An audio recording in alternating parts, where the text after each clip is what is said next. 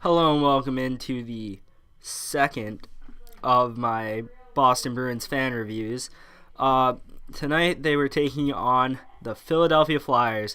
The Philadelphia Flyers are on a 4-game losing streak coming into the game.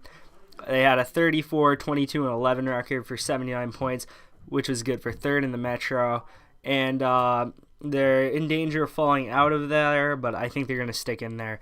They're 2 points behind the Caps and 3 behind the Pens. The Pens are leading the division at the moment. They're 3 points ahead of Jersey, who are the first wildcard team, so they're solidly into the playoff race at the moment. The Bruins coming into the night were 41, 15, and 8, 90 points, won their last 4. They're second in the Atlantic. They're still 6 points behind Tampa, 5 points ahead of Toronto with 4 games in hand. Tonight, as you know, they won, so now they're 7 points ahead of Toronto with 3 games in hand. So pretty well into that second spot. Looks like we're not moving up or down, sadly. No Backus, that's the elephant in the room, suspended. I don't really disagree with it, but I think it was kind of weak. Anyway, another goalie is making a start who I've never heard of. Alex Lyon, or Leon, however you want to pronounce it. He played with Yale, according to Jack Edwards with the facts. And he played there with Rob O'Gara, who, if you're a Bruins fan, you know a little of. It's his 4th career start. He had a 2.88 goals against average, a 903 save percentage, 2-1 record. Not that great, but a very small sample, so you don't really know what you're going to get. Tuukka Rask, 42nd start of the year, 26, 11, and 4 in the year, 2.28 goals against average, 919 save percentage. Philly's points leaders coming into the game is Claude Giroux, who I hate, 80 points. Jakub Voracek, who I also hate, 73. Sean Couturier, 63. He's in the Selke nominee category this year, I'm pretty sure. Shane Gostisbehere with 50 points. He's one of the league leaders of defensive scorers. Very good player. Bruins point leaders, I put games next to them because injuries and suspensions are key in our leaders. So 66 points for Marchand, 51 games, so it's a very good ratio. If he played the whole year, you could be talking about an MVP season for him. Sadly, won't be. Pasta, 61 points in about the same games. Bergeron, 54 points in 55 games. So our top line's about a point per game each. Bergeron would not be playing tonight, and McAvoy is still on the shelf at the moment. Krug is only 3 points behind Gostisbehere, though, with 47 points. Alright, so jumping into the game. 1 minute in, Wayne Simmonds is gushing blood, just dripping, and we had no idea how it happened. We just saw Wayne Simmonds gushing. So it turns out he took a high stick on the boards behind the net. I don't remember who. I think it was Miller who did it. I didn't write down who did it. It seemed accidental, but it's a 4-minute major because he's bleeding. And instantly, there's a goal on the play. Jakub Voracek collects his 16th of the year. This is 10, 15 seconds into the power play. It felt like Drew had the puck at the point, fired it on net. Nolan Patrick, the 2nd overall pick of the last draft, does a nice dirty between the legs pass to Jakub Voracek, who's sitting in the perfect position to receive it, and he puts it past Tuukka. No chance on that goal. I'm going to chalk that one up to good offense. Not really going to blame anyone on that one. Another penalty. There were a decent amount of penalties. Yuri Laterra of the Flyers went to the box for a slash off the face-off on Rick Nash, who was trying to shoot in the slot. Good penalty by Laterra, I'd say, because I feel like Nash would have got a very good opportunity there. Or a better opportunity. The first half of the power play was good. 2 shots on that. Bad showing by our second unit on that, and Philly kills it. A little later in the period, Riley Nash collects his 13th goal of the year for the Bruins. Marchand does some insane moves I'm not even going to try to describe, but you should look it up. Very impressive. He missed a cross crease. I think he was looking for Pasternak, who was on the other side of the net. But the pass goes off the boards up to Kevin Miller. Actually, Kevin Miller comes down and shoots on net. And it's a scrum in front of the net. The puck's just there. Pasta takes it, tries wrapping it. The puck's just sitting in front, and Riley Nash whacks it in. And that would be his 13th of the year. It's the goal was scored at 10:40 left in the first. A little later in the period, so the score is 1-1 now. Wayne Simmonds gets left wide open in the slot area. I believe this is on a power play, and he gets crossbar. Very lucky by Tuukka. Tuukka got beat, but Simmonds just missed. A little later in the period, a lot went on in the first.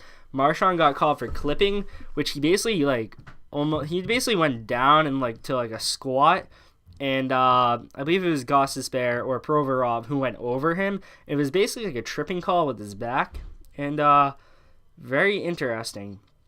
I believe we killed that penalty off. Yes, we did. One thing I wrote down of a note in this period is Travis Konechny, who I watched last night's Pittsburgh-Philadelphia game. He was getting so many comparisons to Marchand. Like, they really think that he's going to be basically their Marchand, and it's a little annoying to hear that, to be honest, because he's not putting up the numbers yet. He has a similar play type, but he's not putting up those numbers. One thing he does have in common, though, with Marchand is he's an annoying piece of crap sometimes.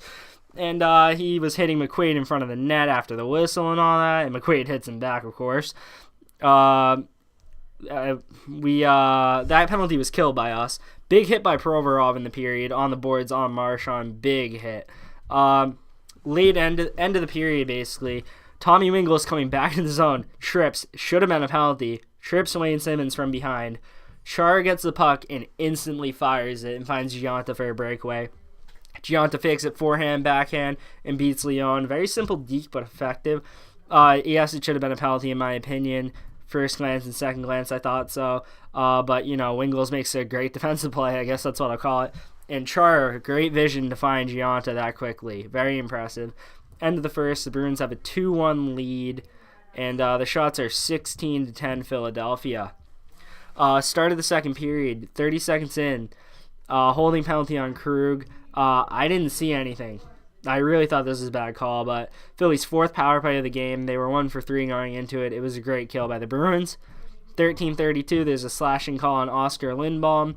The Bruins' second power play of the game. Turnover by the Bruins in their own zone. Filppula skates it out for a 2-on-1 with Jori Lehtera against Krug. Jori Lehtera and Val Filppula against Krug.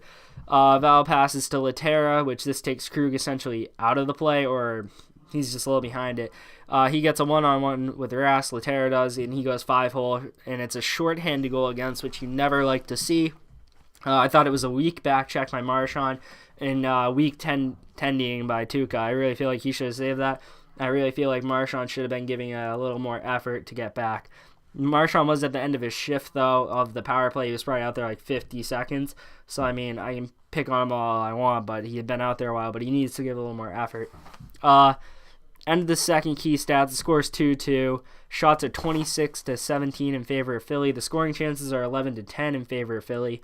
Philly's 1 for 4 on the power play, and Bruins are 0 for 2 with a shorthanded goal against, so they're basically -1 on the power play. Zone time is 16 minutes and 30 seconds for Philadelphia and 13 minutes and 13 seconds for Boston. Third period, at the 18.5-minute mark, a slash or high stick, whatever you want to call it, on Miller. On Konechny.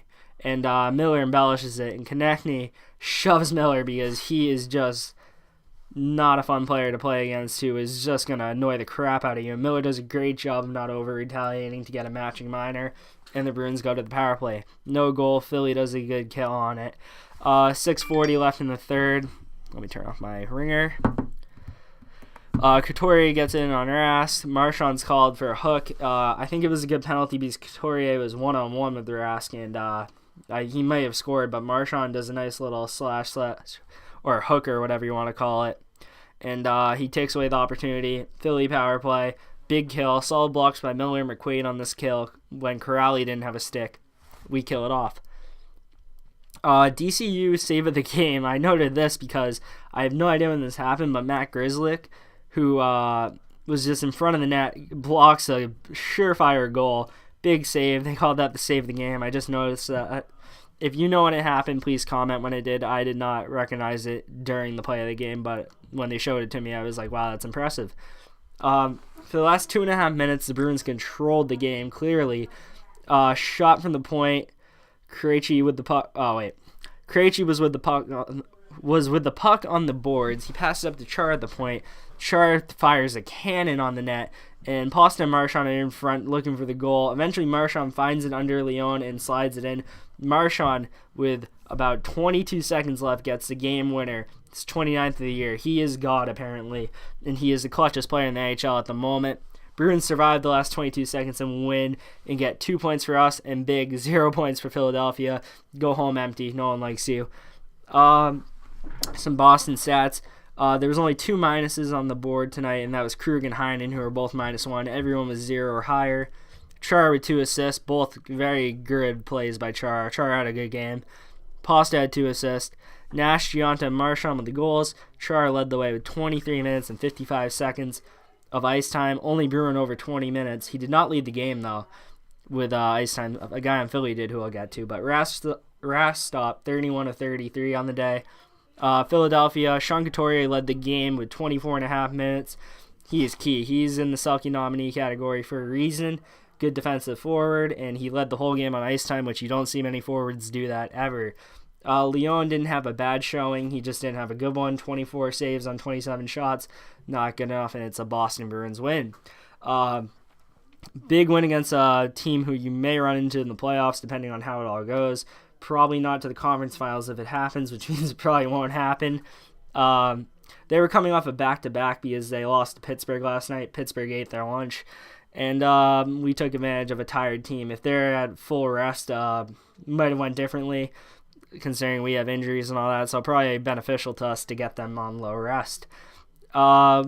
Saturday, Sunday, we have a back-to-back, a home and away basically. We play Chicago in Boston on Saturday, then we play Chicago in Chicago on Sunday. I'm going to do my best to cover these games separately, but it might be a 2-for-1 video where I cover both games in one video and sum them up. It's not really that big of a game because Chicago is kind of trash, but they took our cup from us in 2013, so we need some revenge every time we play them. That will do it for this Bruins review video. Please comment, like, and subscribe if you like the coverage. I do my best to analyze these games, and I will see you next time. Out.